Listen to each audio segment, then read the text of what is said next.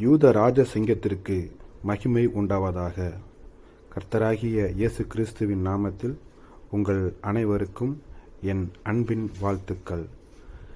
கடந்த ஒரு வாரமாக பார்த்தீங்கன்னாக்க செய்தி ஊடகங்களில் 3 முக்கியமான விஷயங்கள் ஃப்ளாஷ் நியூஸாக ஓடிக்கிட்டு இருக்கு.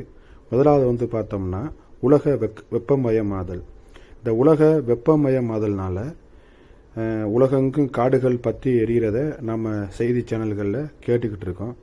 இப்போ குறிப்பாக பார்த்தீங்கன்னாக்க தமிழ்நாட்டில் தேனி மாவட்டத்தில் இருக்கக்கூடிய காடுகள் பற்றி எரிகிறதா சொல்லிக்கிட்டு இருக்காங்க.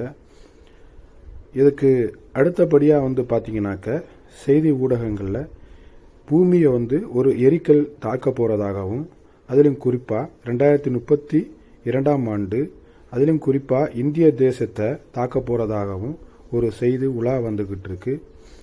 இந்த எரிகள் பூமியை தாக்குனா அது ஹிரோஷிமா நாகசாகியில் போடப்பட்ட அணுகுண்டுவை விட 500 மடங்கு பெரிதாக இருக்கும்னு சொல்கிறாங்க. இதுக்கு அடுத்தபடியாக நம்ம மூன்றாவது பார்த்தீங்கன்னாக்க 3ஆம் உலக போர் எச்சரிக்கை அப்படின்னு சொல்லிட்டு எல்லாத்துலேயும் ஒரு ஃப்ளாஷ் நியூஸ் ஓடிக்கிட்டு இருக்கு. அமெரிக்க அதிபர் ட்ரம்ப் உலக நாடுகளுக்கு 3ஆம் உலக போர் எச்சரிக்கை கொடுத்ததாக அந்த ஃப்ளாஷ் நியூஸ் ஓடிக்கிட்டு இருக்கு. இதனால் மற்ற நாடுகள்லாம் கொஞ்சம் பதற்றம் அடைஞ்சிக்கிட்டு இருக்காங்க. தீர்க்க தரிசனங்கள் அனைத்தும் துல்லியமாக நடைபெற்று வருகின்றன.